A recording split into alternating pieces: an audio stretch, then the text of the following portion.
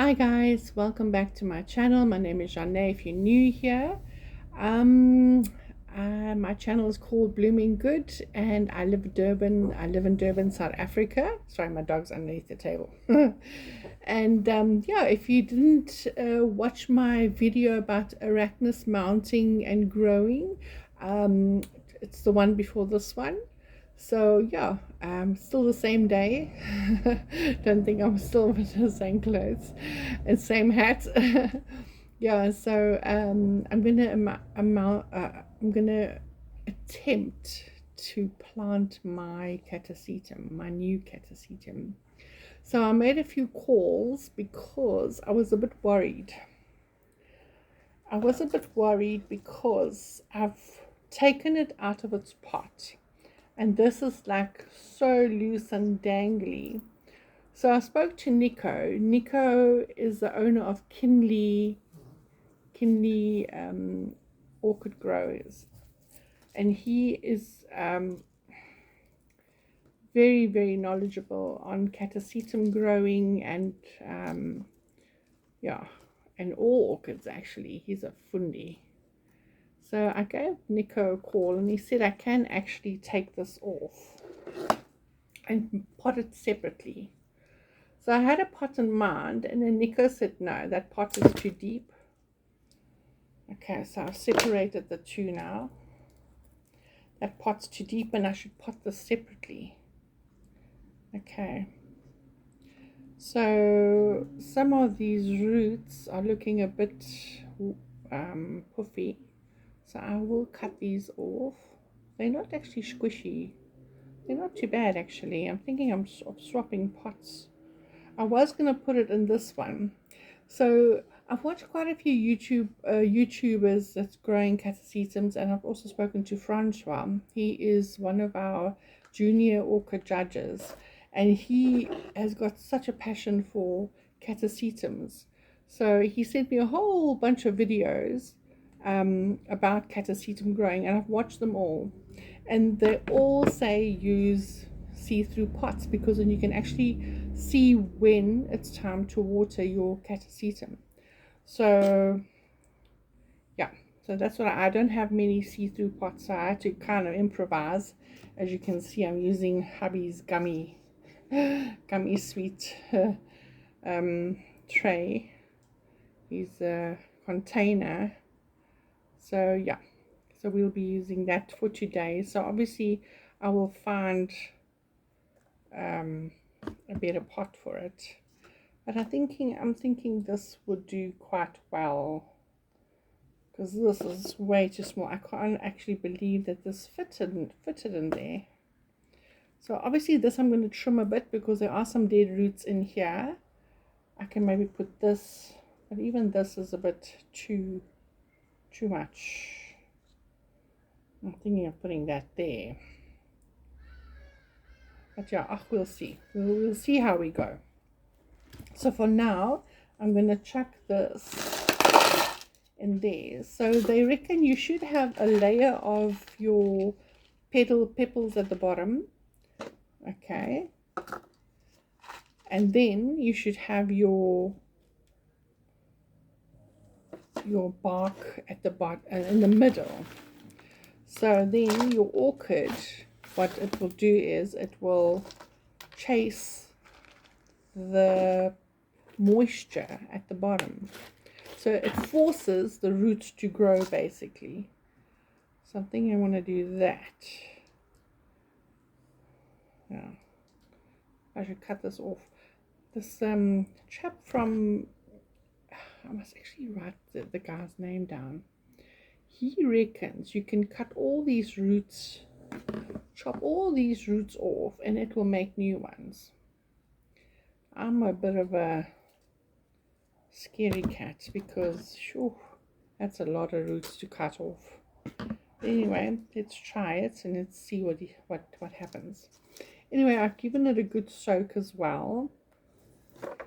So Ctsms, they enjoy moisture and feeding half the year, and the other half of the year they don't want any water at all. So that's new for me because like I said, this is like totally out of my wheelhouse because I tend to overwater. So I'm hoping that this will teach me to be a bit more patient and not just water all the time like I normally do. But you know, water therapy. Any case, so this will, yeah. So I don't have any of the orchid. Oh wait, there's a few here. Let me just get some of this out. Yeah, so I don't have a lot of slow release pebbles, but I did throw some in here. I should actually not mix it with this here. I should have just put it inside when I was ready. Anyhow, anyway, it's done. So the idea is to put this on top like so, and then you're going to use your moist sphagnum moss, not wet sphagnum moss. So this sphagnum moss that I've got in the bucket here, it's moist but not wet, if you get my meaning.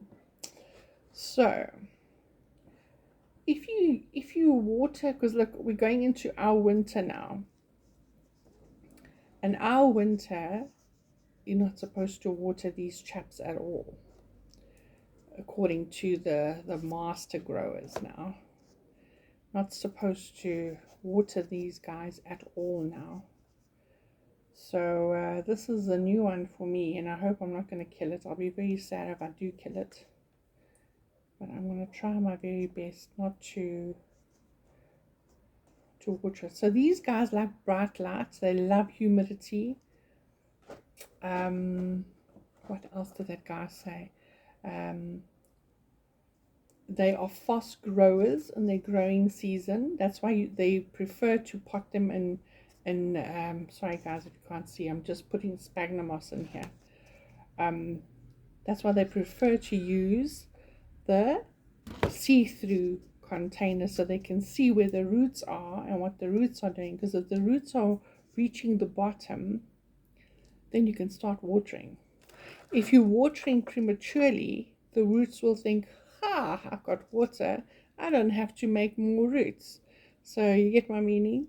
Yeah. So the roots, it won't push out more roots.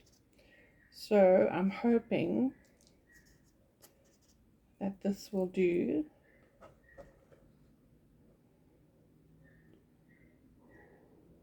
Sorry, I'm just concentrating, guys. I'm like so scared I'm gonna bugger this up. I love Ctsm.J's. I've always admired them. I've never had one before. Now finally I got one, and I would just kick myself if I kill it. Honestly and truly, I would really not be very impressed with myself. But anyway, like Nico said, just give it a good watering under the tap to soften the roots, separate it, which I did. Separate it. It's got one good bulb with this jobby. One good bulb. Right. Now, should I put pebbles on top just to sturdy it a bit, because it's a bit wonky? Should I or shouldn't I? That is the question. I think I'll just, I don't want to like make it too I don't want to like you know, and then it doesn't have any air movement, because that's another thing. Sphagnum moss, that's why we have sphagnum moss with the perlite and all that, because of air movement. So let me put some of the sphagnum moss and perlite on top. Oh, you know, I just hope I'm doing the right thing, guys. Anyway, it's a learning curve. If I kill it, I'll just get another one. We'll try again. We shall try and try again, like I did with my my Sarcopsis. I had this one. This is my third Sarcopsis I'm on, and to be truthful, it looks like it's on its way out as well. I love it to bits. I think because we had all that rain, you know, and all that rain wasn't good for it. So, yeah, I think that was the problem. Okay, I think I'm done. So I'm going to leave this guy. See, there we go. It's got pebbles up to there. Then it's got the bark and perlite, and then it's got sphagnum moss, and at the top I've put a bit more bark and perlite just to keep it a bit sturdy. Now I'll just keep an eye on this chappie. Hopefully I did the right thing, and hopefully it won't die on me. Now Nico says this I must keep. I mustn't throw this away.